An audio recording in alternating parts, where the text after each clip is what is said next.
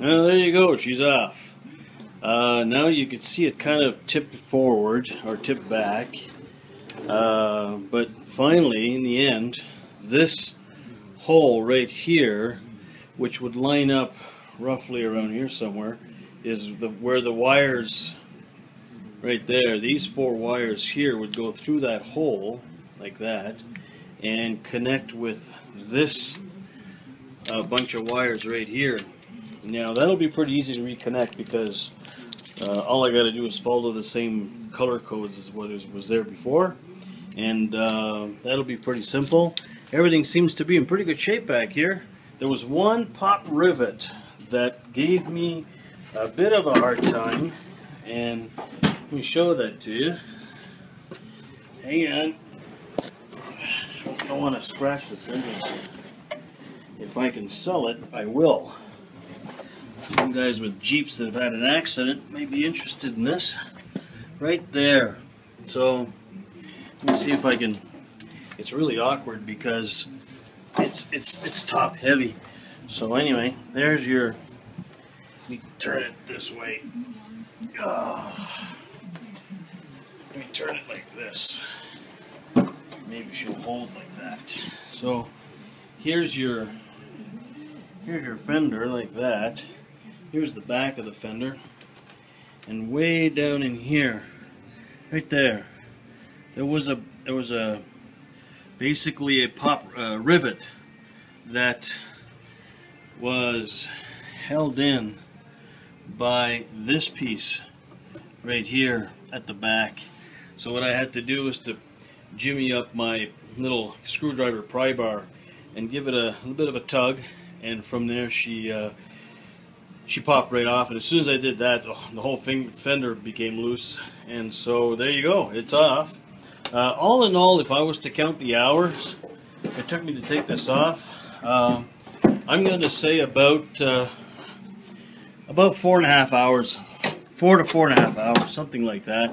It wasn't very difficult. If I was to give you one piece of advice, if you're going to do this, the closer you are to the bottom part of the chassis, or closer you are to the actual road, go really slow with those bolts, because some of them could be rusted, or some of them could be just the back of it actually gives away, and then you're into a situation where you got spinning at the back. So just go real slow and you'll be able to do it. So there she be. Now I'm gonna unpack from in the box up there the driver's side Fender and put them side by side so you get to see it, and we'll show you the difference. Alright, so here's another little piece of information that I thought I'd share with you guys. These holes here are designed to hold the Fender, and we've got these we got the bolts going into them, but there must have been some kind of Loctite or something. So I found that by using this tool right here, which is a rethreading tool, and rethreading basically the holes, the nuts or the bolts go in rather easily. So need to do that to these 3 here. Also need to do that to these 3 on this side, and probably these 4 will need to be also rebored. I'm going to have to test them out. And lastly, on this piece here, let me give you an idea of where I am here. There's the Jeep, right? So down in here, you see that little flap of fairing kind of hanging out on the other side of the fender. Well, on the inside there is a rivet that you can't really see from there. It's pretty bad. The lighting's pretty bad, but there is a rivet. Let me see if I can turn on my light to give you guys a bit of an idea. Okay, hang on. Right in there, right there, right in the center of the screen.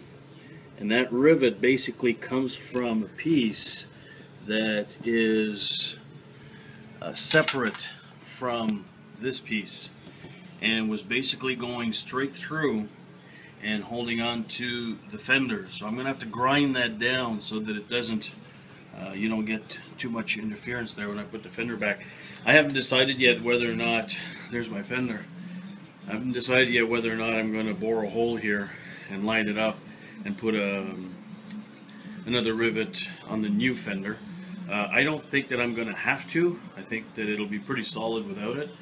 But anyway, stay tuned, let you know what I'm doing on that. Alright? Well, welcome to the shop. This is where I create and do all kinds of stuff, and as you can see, it's got a bit of everything in here.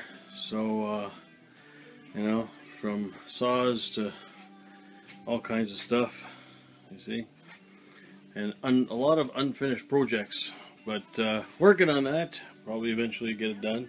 So here's the old fender. Thought I'd give you a once around.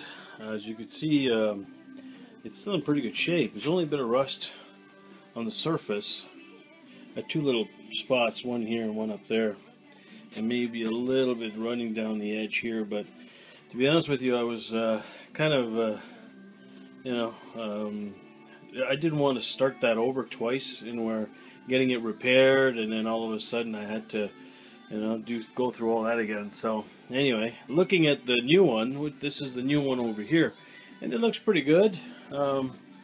It's got some dimples already, as you could probably see.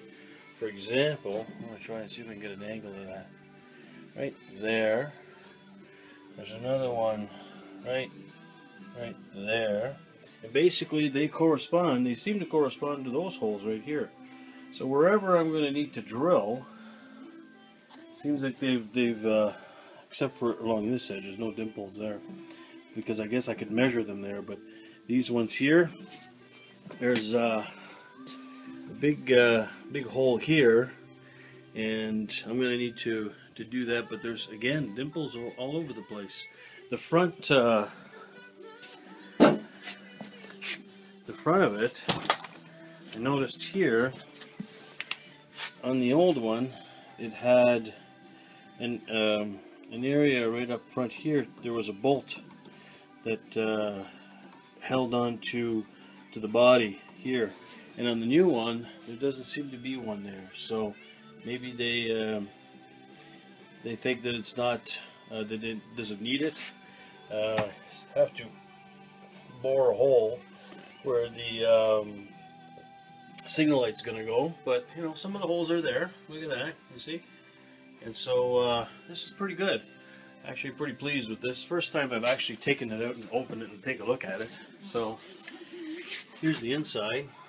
See how there's areas where, so I'll keep you posted, let you know how this goes, and if all goes well, I will be posting a little bit later on YouTube the location and the place where I bought these. They cost about $700 for the two, so $350 a piece. So I guess that's not bad, and I'm doing the work myself except for the painting. Somebody suggested that I actually should dry fit it first, put it on the Jeep, make sure all the holes line up and everything's good, then remove it. Oh, there goes my furnace. Then remove it and get it painted, and then come back and then put it back on again. So anyway, we'll try all that and see how it goes. Talk to you soon. Well, I guess you're not talking, I'm the only one talking. So YouTube you soon. I don't know if you can say that. Alright.